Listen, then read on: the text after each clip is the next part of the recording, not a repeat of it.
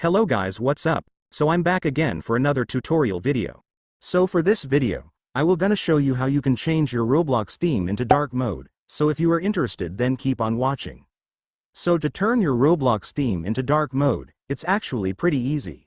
So for the first step, I want you to click More. And after clicking it, next, go to Settings.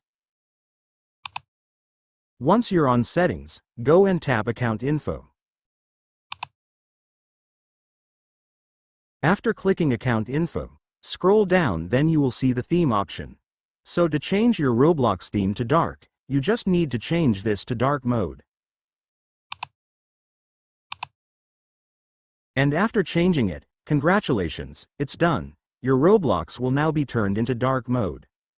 And so that's just how you do it, guys. Now that you've watched this video, you can now do it yourself. So that concludes our tutorial video for today. I hope it helped you.